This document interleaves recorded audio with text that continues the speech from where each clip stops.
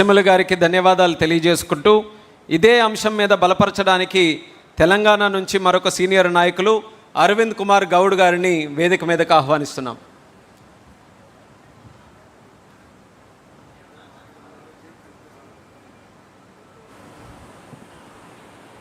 గౌరవనీయులు పెద్దలు రాష్ట్ర పార్టీ జాతీయ పార్టీ అధ్యక్షులు మరి ముఖ్యమంత్రి వర్యులు శ్రీ నారా చంద్రబాబు నాయుడు గారికి, గౌరవనీయులు యువ కిషోరం వర్కింగ్ ప్రెసిడెంట్ అయినటువంటి లోకేష్ గారికి, వేదికనున్న పెద్దలందరికీ, మరి వేదిక ముందున్నటువంటి తెలుగుదేశ కుటుంబ సభ్యులందరికీ సభాముఖంగా నమస్కరిస్తూ, వీక్షిస్తున్నటువంటి అనేక మంది తెలుగుదేశ కుటుంబ సభ్యులకు సభాముఖంగా నమస్కరిస్తూ, తెలుగుదేశం పార్టీ తెలంగాణకు అనేక అనుబంధాలు ఉన్నాయి. తెలుగుదేశం పార్టీ పుట్టింది తెలంగాణలో పుట్టి 3 సార్లు అధికారంలో 2 సార్లు ప్రతిపక్షంలో కొనసాగినటువంటి పార్టీ తెలుగుదేశం పార్టీ తెలంగాణలోని. మన ప్రారంభం, మన అభివృద్ధి, మన అధికారం అంతా కూడా తెలంగాణ నుంచి మొదలైంది. ఉమ్మడి రాష్ట్రంలో తెలంగాణను చూస్తే అంతకుముందు ఎన్టీ రామారావు గారు పార్టీ పెట్టకముందు, ఎన్టీ రామారావు గారు పార్టీ తెలుగుదేశం పార్టీ పెట్టిన తర్వాత అక్కడ ఉన్నటువంటి ఆ యొక్క బడుగు బలహీన వర్గాల యొక్క జీవితాల్లో మార్పును మనం ఒకసారి గమనిస్తే తెలంగాణ ముందు తెలుగుదేశం ముందు, తెలుగుదేశం తర్వాత అనేది చాలా స్పష్టంగా మనకు కనిపిస్తూ ఉంది. కనీసం బడుగు బలహీన వర్గాలకు ఓటేసే ఎక్కువ తప్పితే అధికారంలో పోయే హక్కు ఉండేది కాదు. కొన్ని వర్ణాలే చాలా సుదీర్ఘకాలంగా పరిపాలించేటువంటి అనేక సందర్భాలు మనం చూసాం. అక్కడ గ్రామాల్లో బడుగు బలహీన వర్గాలకు కనీసం ఒక పెత్తందారుల ముంగట చెప్పులు వేసుకొని నడిచే పరిస్థితి లేకుండా ఉండేది.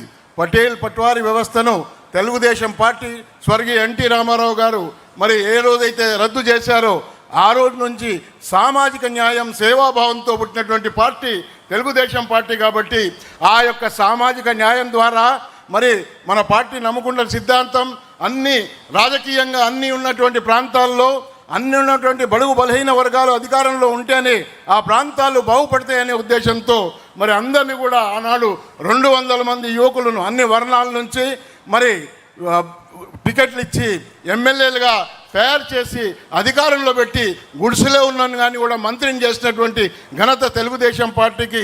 ఒక బడుగు బలహీన వర్గాలకు ఓటు అంటే ఏంది, రాజకీయం అంటే ఏంది, రాజకీయ అధికారం అంటే ఏంది అని తెలియజేసినటువంటి పార్టీ తెలుగుదేశం పార్టీ.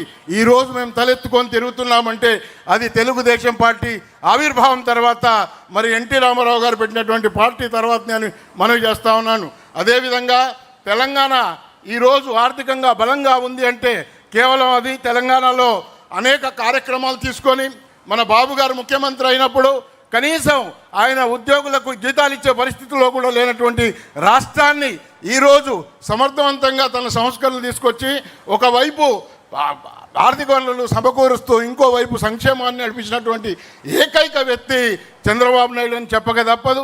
ఈరోజు దేశంలోనే 2వ స్థానంలో, మొదటి స్థానంలో ఆర్థికంగా మేము బలంగా తెలంగాణ ఉన్నది అంటే అది కేవలం తెలుగుదేశం పార్టీ నారా చంద్రబాబు నాయుడు గారు తీసుకున్నటువంటి చర్యల వల్లనే ఉన్నదని మనం చేస్తూ ఉన్నాం. అనేకమైనటువంటి హామీ లేకుండా కూడు గుడ్డ నీడ అనేటువంటి మన యొక్క నాయకుడు తీసుకున్నటువంటి నినాదాన్ని ఆ రోజు చాలామంది బీదలకు మన 2 రూపాయల కిలో బియ్యం ఇవ్వటం కానీ, వస్త్రాలు ఇవ్వటం కానీ, పక్కా గృహాలు ఇవ్వటం కానీ జరిగిందంటే తెలంగాణలో తెలుగుదేశం పార్టీని జరిగిందని మనవి చేస్తూ మరి తెలంగాణ ఇంతకుముందు వర్కింగ్ ప్రెసిడెంట్ గారు మాట్లాడుతూ నేను తెలంగాణ బాధ్యతను తీసుకుంటాను, తెలంగాణ తెలుగుదేశాన్ని అభివృద్ధి పరుస్తాను అనే ఒక బాధ్యత తీసుకుంటానని చాలా ఆనందం. మేము చాలా బాధపడతా ఉన్నాం. 22 సంవత్సరాలు అయింది, మాకు అధికారం లేదు.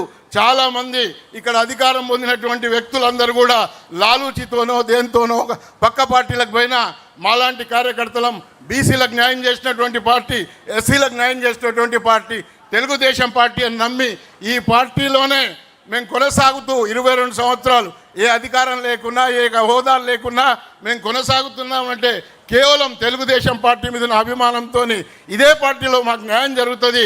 తెలంగాణలో ఇప్పుడు ఎదురు చూస్తూ ఉన్నారు తెలుగుదేశాన్ని. ఒక్కసారి మనం కదిలితే తప్పకుండా తెలంగాణలో తెలుగుదేశం అధికారంలోకి వస్తుందని మనవి చేస్తూ ముగిస్తా ఉన్నాను. జై హింద్. అరవింద్ గారికి ప్రత్యేక ధన్యవాదాలు. ఆయన చెప్పినట్టు తెలంగాణ రాష్ట్రంలో ఆనాడు స్వర్గీయ నందమూరి తారక రామారావు గారు వేసినటువంటి విత్తనం కేవలం ఒక జెండా మాదిరిగానే కాకుండా అక్కడ ఉన్నటువంటి తెలుగు ప్రజల గుండెల్లో చిరస్థాయిగా ఒక స్థానం సంపాదించుకునే విధంగా తెలుగుదేశం పార్టీ తాలూకా విత్తనాన్ని తెలంగాణలో నాటడం జరిగింది. ఖచ్చితంగా వృక్షాన్ని కాపాడుకుంటూ ముందుకు వెళ్తామని ఈ మహానాడు వేదిక ద్వారా తెలంగాణలో కష్టపడుతున్నటువంటి ప్రతి ఒక్క కార్యకర్త కూడా భరోసా ఇస్తూ ఇప్పుడు తెలంగాణతో పాటు మన తెలుగుదేశం పార్టీ అండమాన్లో కూడా మరి చక్కగా ముందుకు నడుస్తుంది. అక్కడ ఈ పార్టీని ముందుకు నడిపిస్తున్నటువంటి టీడీపీ అండమాన్ ప్రెసిడెంట్ మాణిక్య యాదవ్ గారిని